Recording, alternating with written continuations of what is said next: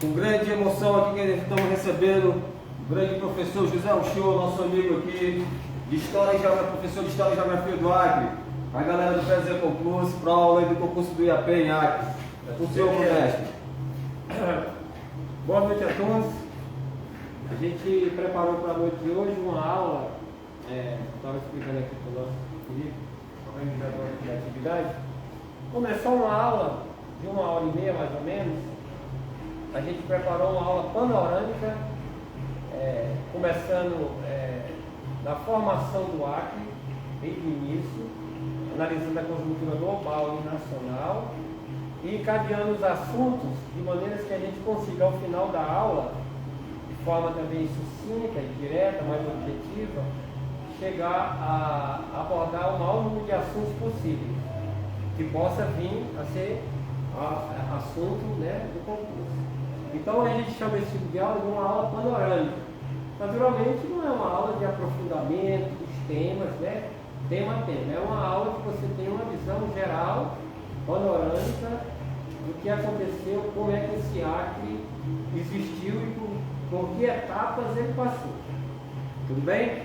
Então assim, para a gente compreender como o Acre passou a existir como Estado, a gente tem que dar uma analisada na conjuntura global do planeta nesse período, que é na segunda metade do século XIX, quando os seringais acreanos começaram a ser ocupados pelos desbravadores, pelos primeiros que aqui vieram.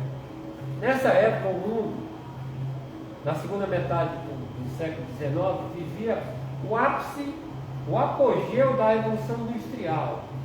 O mundo tinha passado por todo um processo de transformação capitalista, Revolução Francesa, consolidação da burguesia, consolidação do modelo industrial, tinha superado o capitalismo na sua primeira fase, que era a fase comercial, e entrou pesado na fase industrial. Por etapas, aqui nesse momento ele chega no ápice. O que isso representa na vida do povo? Representa que a indústria estava produzindo muito e inovando com muita tecnologia, a época da ciência, a época das inovações, e que isso estava chegando na vida das pessoas com bens de consumo industrializados. É nesse cenário que se incorpora então a fonte de matéria-prima que existia em abundância no Acre e em nenhum outro lugar do mundo, que é a borracha, que o Acre deve-se a sua existência como Estado a esse produto extraído da planta seringueira, que é o látex da borracha. Por quê? Porque dentro desse processo de inovação, nesse período da história que a gente chama de Belle Époque, é uma palavra francesa, a época bela, em que a felicidade, a prosperidade estava vivendo um momento de calmaria e de ascensão, naturalmente dentro dessas inovações da indústria, entrou a borracha, porque foi a época que eles inventaram as motos, bicicletas, carros, materiais hospitalares que iam precisar do látex, Lembramos que nessa época não existia nenhum tipo de borracha que não fosse natural, que hoje tem a sintética, que concorre em alguns setores, Só existia a borracha. Então aqui era a mina de ouro do Brasil. Acontece que essas terras aqui, que a gente chama de Acre, em homenagem ao rio, que o Apurinã chamava de Aquiri, virou o nome Acre, em homenagem a isso, era onde estava toda essa riqueza, mas não pertencia ao Brasil. Nos mapas antigos ela aparecia como Tierras no Descubiertas, mas era da Bolívia. Só que a Bolívia não ocupava, nunca botou um boliviano perto de dentro.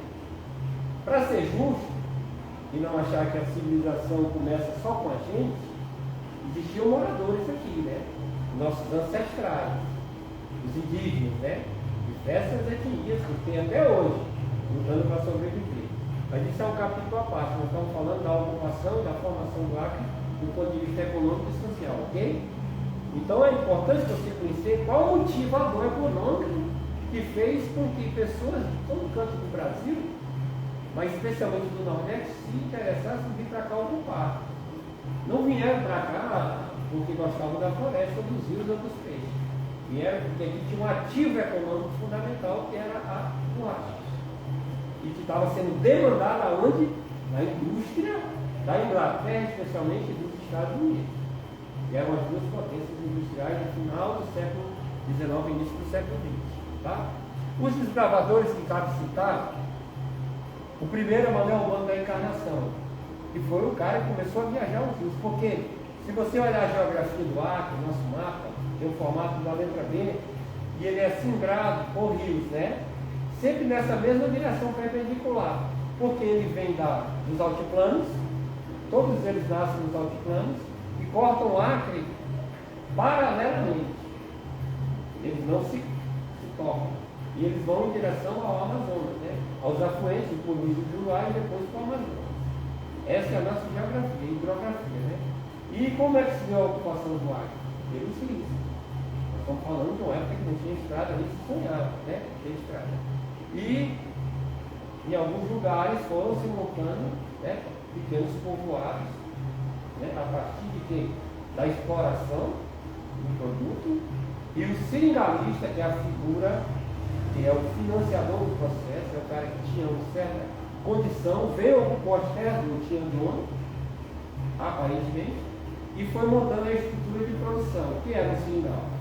Era um lote de terra gigantesco, cheio de seringueira dentro, e que ele ocupou, montava seu barracão e trazia para trabalhar na produção os chamados seringueiros.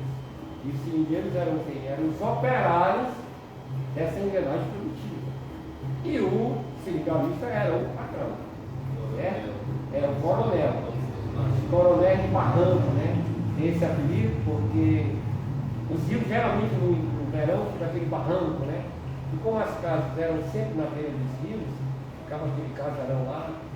No tempo que eles fizeram a minissérie da Rede Globo, eles fizeram uma réplica, né? Lá no Quixadá, agora está tudo acabado, né? Mas a gente estava lá e já tinha a noção de mais ou menos como é que era naquela época, há mais de 100 anos atrás. E outra figura que cabe destacar, especialmente no tocante da cidade de Rio Branco, é o Milton Maia, que foi o cara que é o fundador da cidade de Rio Branco. E ele veio estabelecer-se ali na volta da empresa, que é ali onde é a Gameleira, né? Que é aquela árvore simbólica, naquela curva da base. E a partir dali iniciou a cidade de Rio Branco. A Rio Branco foi fundada assim, ali, né? Porque todas as cidades que são fundadas assim, por pioneiros, conta da chegada do pioneiro. No tempo estabeleceram uma polêmica aí, porque Rio Branco tinha o primeiro distrito e o segundo distrito. Vila Rio Branco e Vila Penápolis. Depois se unificou. E essa unificação se deu pelo prefeito Gabriel Besouro, início do século XX. E os caras inventaram uma polêmica e mudaram a data da fundação de Rio Branco, que agora voltou a ser que era, que é 28 de dezembro. Que é justamente no inverno, que não está cheio, os caras chegaram aqui e fincaram a primeira estaca. E dali você conta para frente, né? Essa data para frente, para a fundação de Rio Branco. Esse produto era conhecido dos índios, né? Só que ele era usado para algumas coisas, porque você extrai o látex e ele coagula. Ele vira uma borracha, né? E como é que você usa isso na indústria? Você transporta, chega lá, faz o que com essa pedra de borracha? Você tinha que descobrir um mecanismo que transformasse ela novamente em líquido. Foi aí que tem a questão da técnica, né? Da Revolução Industrial, a química. Então, um camarada chamado Charles Goodyear, que acho que vocês já devem ter escutado esse nome Goodyear, porque é uma marca de pneu, né? Pneu Goodyear. Esse camarada, ele criou o processo chamado de vulcanização. Com elementos químicos, enxofre e outros, que transformava aquela substância sólida, a borracha, em líquido novamente. Para quê? Para industrializar e moldar no produto que se queira fazer, né? Hoje, só uma curiosidade, nos seringais, na época do governo Jorge Viana, eles incentivaram a produção novamente, e esse é um estado de vista decadente no Acre hoje. Mas eles deram subsídio, a moçada começou a produzir, e eles introduziram uma tecnologia nova, porque a época não tinha. Eles entregam ao seringueiro nos tambor, o seringueiro tinha aquele tipo de tambor de leite, com produto químico dentro, amônio, e o camarada agora ele extrai o látex, bota dentro e ele não coagula mais. Ele vende o látex. Né? Ultimamente eu soube que não está muito bem o processo, mas ainda tem seringueiro que produz, né? Não muito, mas ainda produz. Porque a seringa tem um valor agregado muito importante. Bom, ao se descobrir essa mina de petróleo branco, o ouro branco, que era a borracha, sendo demandada no mundo todo, um valor absurdo, e o Acre é uma jazida gigantesca, vão tomar de conta desse território. Só que os acreanos, os brasileiros, tinham saído na frente. Saíram na frente porque eles vieram antes de ocupar e começaram a produzir. 30, 40, 50 anos antes. Fugindo o quê? Da conjuntura nacional. Fugindo da seca, né? Da miséria. A condição brasileira nessa época era a mudança do reinado para a república, um país dominado por coronéis, uma injustiça social tremenda, né? Então os caras vieram para cá tentando uma oportunidade. Claro que teve muito problema, muita gente morreu, doença, malária, mas foram os pioneiros que sobreviveram e seguraram a onda, né, da produção. E essa produção, ela saía do Acre pelo esquema que a gente chama de sistema de aviamento. Que era o quê? Um senhor do barracão, o patrão, ele trazia muitas mercadorias, trazia as pessoas, pagava passagem, aquelas lanchas antigas a vapor, colocava lá na terra deles, subdividia a terra em lotes, que eles chamam de colocação, né? Colocação fulano e tal, colocação fulano, é onde o seringueiro vivia, né? A célula do seringueiro, e ele fornecia os bens iniciais para ele, espingarda, caçado, coronga, que é aquela para iluminar, cabrita para cortar, e ele ficava endividado no barracão. E tinha que ir pagando com a produção. Ia pagando, no geral ficava endividado a vida quase tudo. E esses caras, os senegalistas, os patrões, mandavam toda a nossa produção para Manaus. De Manaus para Belém. Lá em Manaus existiam as casas e as exportadoras. As casas aviadoras eram no Acre, porque aviar significa fornecer. Então o cara fornecia aquele monte de mercadoria para o cara e pegava a borracha de volta. Ele já tirava o lucro da mercadoria e enchia o lucro da venda da borracha. E as casas exportadoras de Belém e de Manaus vendiam para a indústria, o navio, né? De Belém, indústria norte-americana e indústria inglesa. Certo? E aí, lá pelas tantas, Estados Unidos, naturalmente, né? E a Inglaterra montaram um consórcio para tomar de conta das terras. Então eles fizeram um contrato com a Bolívia, que não ocupava, não tinha interesse, ia dar um dinheiro, uma indenização para a Bolívia, para eles tomarem conta dessa terra e anexar como território deles, para eles serem donos da matéria-prima que era produzida aqui. Entendeu? A jogada, eles queriam tomar conta daqui. Então eles criaram uma organização chamada Bolívia Syndicate. Talvez vocês ouçam falar dela. Bolívia Syndicate, que era um consórcio da Inglaterra com os Estados Unidos para pegar. Um camarada, jornalista espanhol, chamado Luiz Galvez de Arias, que trabalhava nos jornais de Belém e depois de Manaus, descobriu essa documentação e denunciou. Denunciou e não foi muito ouvido, porque o governo brasileiro, nessa época, até hoje, pouco se importa com o Acre, né? Raros são os governos que olham para cá, né? Que é um estado isolado. Imagina naquela época. Então o governo brasileiro não estava muito preocupado com o Acre, né? Quem estava mais interessado aqui no Acre era o governo amazonense. Porque a Amazonas se tornou a potência da época. Pensa, Manaus foi a primeira cidade do Brasil a ter luz elétrica pública, forte com luz. Rapaz, construíram aquele teatro do Amazonas, imitando o teatro da França, com dinheiro da borracha do Acre. porque o produto todo que saía daqui era lá que virava a maior riqueza, que era lá que era convertido em dólar, em libra esterlina, que era a moeda forte da época, né? Falei o dólar para comparar, mas a moeda que mandava na época era a libra inglesa. E lá eles tinham todo interesse em continuar monopolizando esse comércio. Se os Estados Unidos tomam de conta aqui, eles vêm direto, quebra as pernas de Manaus. Então o governo do Amazonas tinha muito mais interesse. Porque o governo brasileiro estava cuidando de outras coisas lá do café e outras coisas. Só que o Acre, em determinado momento, do apogeu da produção, contribuiu com o Brasil. Olha só que curioso, o Acre hoje desprezado. Era o segundo maior produto de exportação do Brasil. Na montagem do PIB, o segundo produto nacional que montava o PIB, o maior valor era a borracha. Só perdia para o café. Escuta, como é que era, né? Então, não era qualquer coisa. Não era qualquer coisa. Então, esse sistema de aviamento funcionava. E teve tentativas, né, de ocupar essas terras. Galvez veio para cá. E tem aquela história lúdica, né? Passou 6 meses. Ele não conseguia apoio do governo brasileiro, então ele pegou e decretou a independência do Acre. Vocês já ouviram falar? Galvez, o imperador do Acre, tem até um time, né? O imperador Galvez, porque ele trouxe uma equipe aí, entendeu? E criou aquelas cabaninhas de palha, colocou o Ministério da Educação, o Ministério da Guerra, criou selo. Inclusive, E a bandeira também. Inclusive foi reconhecido por outros países.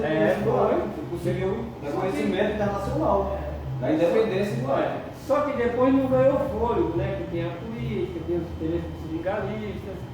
Teve também um episódio interessante nessa época de lutar, que aí a Bolívia começou também a dizer, não, para lá, isso aí vale muito, vamos para lá, vou ocupar, né? Aí começou a preparar o terreno para ter a guerra. Eu chamo de guerra de anexação. Agora estou aqui no meio de uma aula e daqui a pouco eu te ligo, tá? Desculpa aí. Não, tranquilidade. Aí preparou todo o cenário para ter a guerra. Eu chamo de guerra de anexação, do ponto de vista histórico, correto é esse. Mas eu não vou dizer para vocês guerra de anexação, porque vai cair lá no concurso. Né? E você sabe que é a mesma coisa. Porque o conceito de revolução, para mim, é mais profundo. Mas isso aí é uma questão pessoal, de interpretação da minha análise histórica, que é marxista. Mas a gente conhece como revolução, tem a Praça da Revolução, só se fala em revolução, né? Então vamos tratar como revolução. A revolução, então, estava preparada as bases para ela acontecer, porque estava todo mundo interessado. Interessadíssimos, né, nessa riqueza, está entendendo? Só que não tinha exército. Tinha muita gente, mas não tinha treinamento para a guerra. Aí é que entra outra personagem da história do Acre. Vocês percebem que eu estou encadeando de trás para frente. É que entra um cidadão chamado Plácido Castro. Que as pessoas às vezes dão valor demais, calma, né? Ou então não querem dar valor nenhum. Também não é assim. Ele tem a sua importância estratégica, porque ele era um militar, tinha treinamento militar, não era um cara que vinha aqui por amor à pátria, veio por interesse também econômico, de ganhar o dele nessa história. Mas de fato é que ele treinou um exército de seringueiros, basicamente, que sabiam atirar para matar bicho no mato para comer. Mas guerra é outra coisa. Então Acre estava sendo ocupado pela Bolívia, né? Porto Alonso, que é ali em Porto Acre, Mariscal Sul, que é Chapuri. Eles foram colocando as bandeiras, né? Quando passasse o material, o navio, com a borracha, pagar imposto, pagar tributo. Entendeu? Isso foi desagradando a elite local, naturalmente. Disse, porra, a gente não pagava nada, agora está pagando aí, perdendo aquele nosso dinheiro. E os caras, só um parênteses, viviam nababescamente. Em Chapuri, tiveram a oportunidade de ir lá, tem uma casa lá do velho, não sei se ainda existe, que é tipo um museu. Cara, tinha seringalista que mandava buscar dançarina na Europa, azeite de Portugal, bacalhau da Noruega, uísque escocês.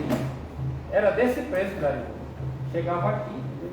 Tinha uns que mandavam os filhos estudar na Europa, até engomar roupa na Europa, porque essa palavra engomar roupa era porque naquela época a roupa ficar doía, eles usavam uma espécie de uma goma. Todo tipo de extravagância eles faziam, porque era como falei, era o ouro, né?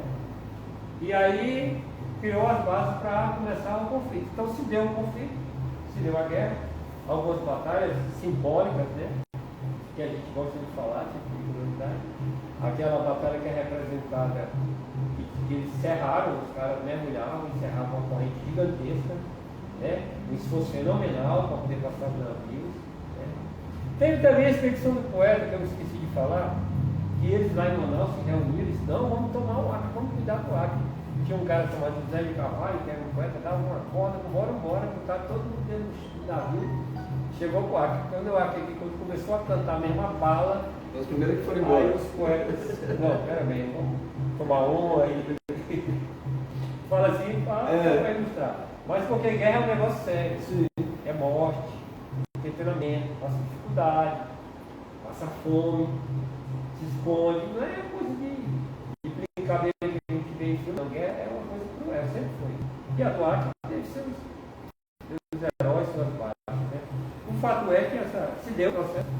Outro fato importante também, último, é aquela tomada lá de Chapuri, porque os caras no dia da independência lá da Bolívia foram comemorar, tomar bebê e tal. E foi a oportunidade, lá por causa disso, quando eles estiverem lá tudo arriado, a gente vai lá e invade e toma esse negócio. Se deu o processo revolucionário, né? Aquele batalhão do 15, né? Tem o bairro 15 que tinha um batalhão ali, né? E no dia 6 de agosto, que é outro bairro da nossa cidade, se deu o fim, né? Da derrota do exército boliviano. Bom, até isso é a guerra em si. Agora, como é que faz para reconhecer essa história? Né? Porque o governo brasileiro que não estava entrando, se viu obrigado a entrar no jogo. Né? E qual é a situação? Isso era uma guerra para quê? Para anexar o Acre ao Brasil. Como é que se dá? Se dá pelo tratado oficial. Ou então que entra na história um outro personagem importante. Eu não sei se eu falei o nome dele aqui. Não, o Castelo Branco, né? Não, é o Barão do Rio Branco. Barão do Rio Branco, né? Não, Barão do Rio Branco, nós estamos falando. Que era o diplomata que. Barão do Rio Branco é aquele colégio sérvio, é homenagem a ele. Se entra lá, tem uma foto dele, é um careca. Assim. Ele era o chanceler, ele era o ministro das Relações Exteriores do Brasil à época. Então ele vai com o ministro das Relações Exteriores da Bolívia, na cidade de Petrópolis, no Rio de Janeiro, no dia, acho que eu anotei aqui, 17 de novembro de 1903, então assina, né, esse tratado e oficializa a anexação do Acre ao Brasil, constando várias condições, né? O Brasil indenizaria a Bolívia com 2 bilhões de libras esterlinas, se comprometeria a construir uma estrada de ferro chamada Madeira Mamoré, que ela ligaria o rio Mamoré ao rio Madeira, para dar fluxo para os bolivianos saírem do oceano, porque eles não tinham perdido o Peru, o Chile, a sua saída para o Mar do Pacífico, então eles tinham a saída para o Atlântico. Pedaço do território do Mato Grosso. Pedaço do território do Mato Grosso, na negociação. E o Acre ficaria para o Brasil. Então, de fato, o Acre foi anexado ao Brasil. O Tratado de Petrópolis foi só a oficialização do processo. Você cai prova, viu? Cai, Toda prova do Tratado de Petrópolis está.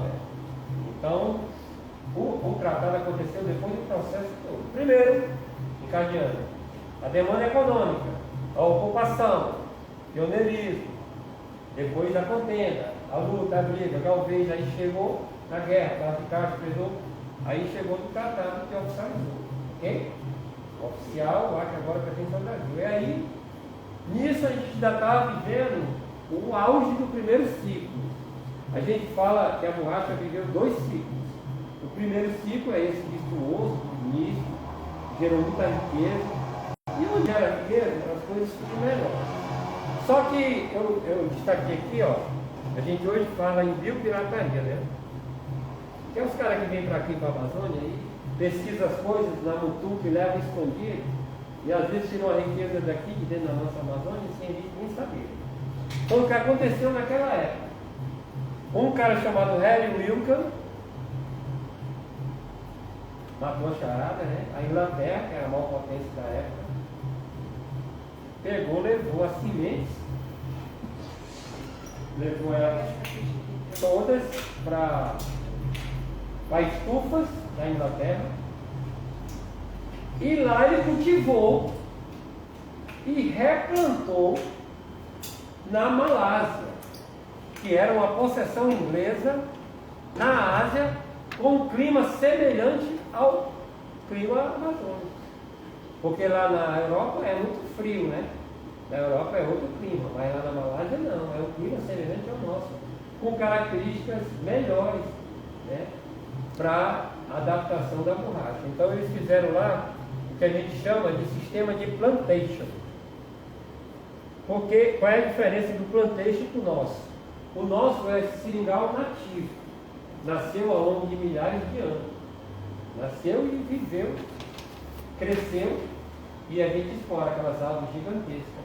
E é uma mão de obra grande. Se vocês um dia tiverem a oportunidade de ir no seringal, conhecer o processo, é uma árvore distante da outra, então o seringueiro anda muito. Primeiro ele dá uma volta cortando, depois passa uma volta colhendo, depois ia defumar. Vida de seringueiro é uma vida bem dura, bem sacrificada, bem trabalhosa. E lá na Malásia, os seringais foram prosperando rapidamente e eles plantaram isso como se fosse uma plantação de fruta, um pomar de laranja, primeiro. Só que era um seringueiro. No Brasil já tentaram isso fazer aqui no Acre, nunca deu muito certo, por causa do clima, mas nós temos hoje, curiosamente, o maior produtor de seringa, de borracha do Brasil é São Paulo, depois a Bahia. O Acre não sai nem lá fora. E o sistema deles é de plantação também. Né? E essa produção ela foi escalando, né? No início do século X, da década do século X, 11, 12, 13, 14, 15, ao passo que eles foram aumentando a produtividade, porque o inglês queria o quê? Pô, tem uma borracha aqui mais perto, mais barato, sobre uma colônia que está na minha concessão. Então é aqui. Então a borracha da Malásia, que foi copada daqui da Amazônia, levada para lá, pirateada, né? Se tivesse uma época, lei, né? Talvez, muito difícil isso acontecer. Foi substituindo economicamente a importância da borracha do Acre. Aí nós entramos então no declínio do primeiro ciclo da borracha, decadência econômica. O Acre entra em decadência econômica. Agora me avisa aí quando tiver tocando meia hora. Tá? Então a gente vai voltar nosso olhar para essa segunda etapa. Nós encerramos aqui então o primeiro ciclo, tá? De produção da borracha, tocando esses elementos importantes. Agora a gente vai para a segunda fase. O mundo dos anos 20 e viveu toda aquela época de 1870 até a Primeira Guerra Mundial, do apogeu da técnica, da indústria, do capitalismo, da vida boa que a gente chamava de Belle Époque, vai entrar num período de decadência econômica global. O ápice disso, aí já é um pouco de história mais geral, é a grande crise do capitalismo que se deu em 1929, né? E encerra um ciclo econômico global. Por quê? Porque as nações centrais, as nações principais do planeta, puxavam a locomotiva, a Europa e os Estados Unidos principalmente, eles entram em franca decadência. E essa decadência econômica, eles vão encontrar problemas de desemprego, fome, miséria, um monte de coisa lá. Naturalmente, eles se contraem. A economia global se contrai. Ao se contrair a economia global, ela para de demandar das economias periféricas a compra de matéria-prima. Especialmente o café do Brasil, que entra em decadência. Eu estou falando do Brasil, mas para toda a América Latina. E a própria borracha, que ainda era vendida. Então isso sepulta de vez, né? Essa possibilidade. E os caras vão viver aí de quê agora? Como é que vai funcionar esse estado? Né? Cidades pequenas, dificuldade econômica. Então eles vão fazer essa travessia. Acontece que em 1939, pela mão de uma outra figura, que incrível, né, tem a ver com Acre, que é o Adolf Hitler, que ascendeu no poder na Alemanha pelo Partido Nazista. Ele tinha um projeto, uma missão enorme de transformar a Alemanha em um grande império e anexar muitos territórios, fazia uma grande Alemanha, e para isso ele não foi meio de Escócia, montou um super exército, e diga-se de passagem, o povo alemão deu passagem a Hitler chegar ao poder porque ele estava revoltado com o que aconteceu na Primeira Guerra Mundial. A Alemanha foi obrigada a assinar uma rendição sem ter perdido a guerra, e as sanções que foram aplicadas contra a Alemanha, o chamado Tratado de Versalhes, foram duras demais. Faliu, quebrou a Alemanha.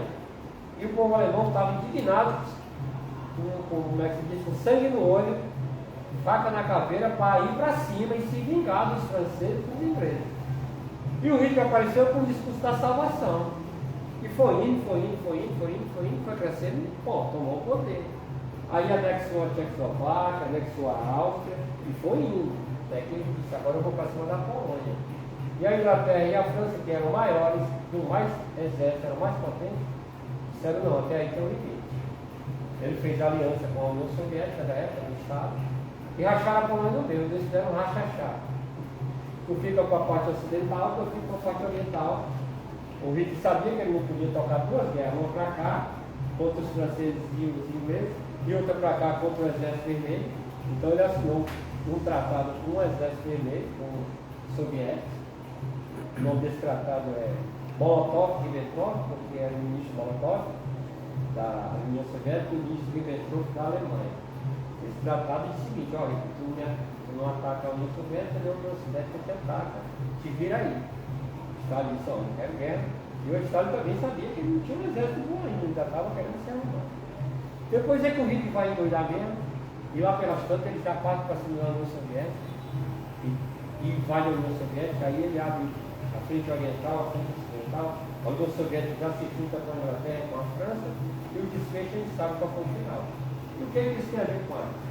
Tem a ver muito, porque todas as concessões que a gente produzia com arte na Malásia foram ocupadas pelo Japão.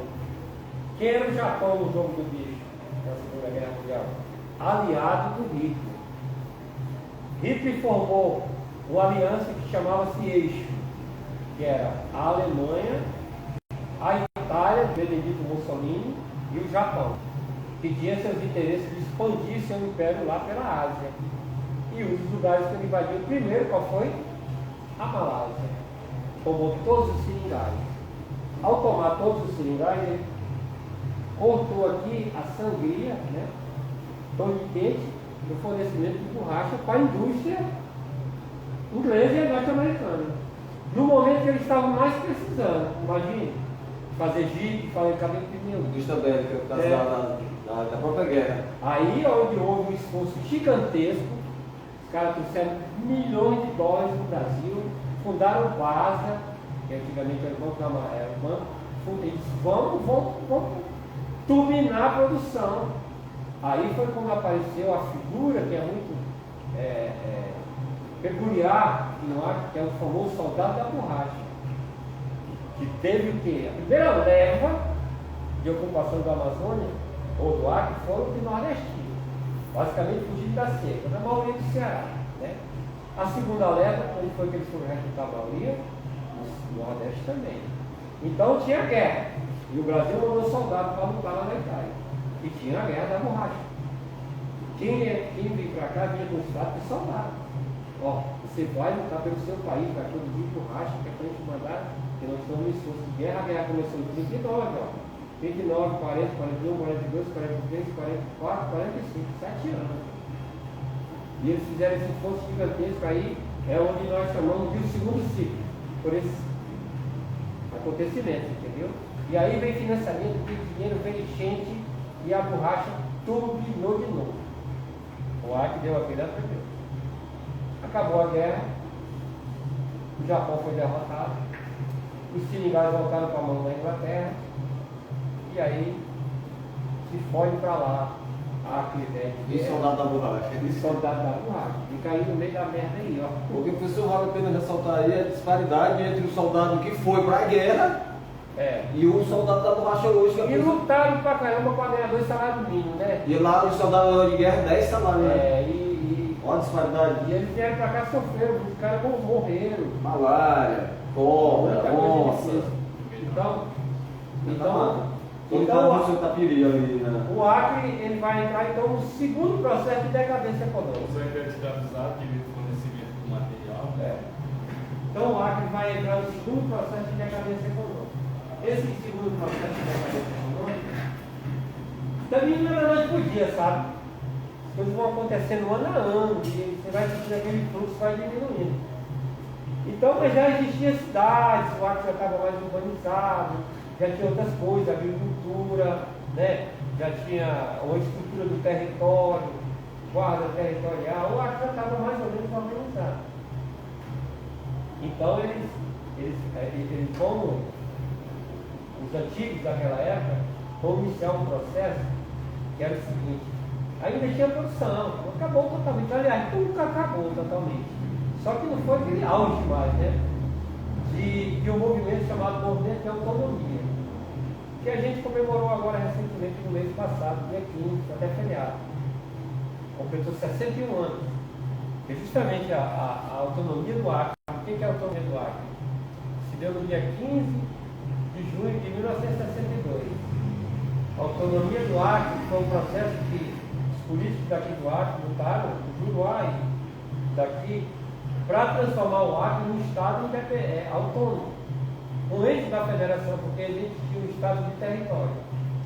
Era governado por interventor federal, a tributação era feita lá, não tinha orçamento, não tinha parlamento, não tinha governo eleito. Então foi uma luta de anos também, até que triunfou sob o governo de João Goulart, o senador Guiomar dos Santos, que dá o nome daqui para o município aqui do lado, do Pinarim, era um senador que apresentou esse projeto, foi aprovado, e essa lei foi sancionada nessa data. Então o Acre passou a ser Estado.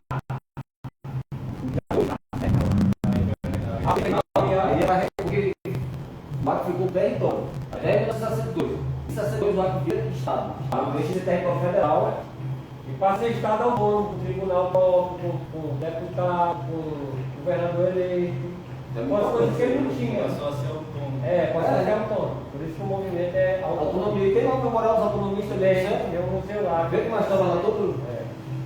Então esse movimento culminou em 62 com a primeira eleição para governo do Acre. Direta, né? De forma direta, né? Foi. E aí na eleição, o favorito era o próprio Guiomar.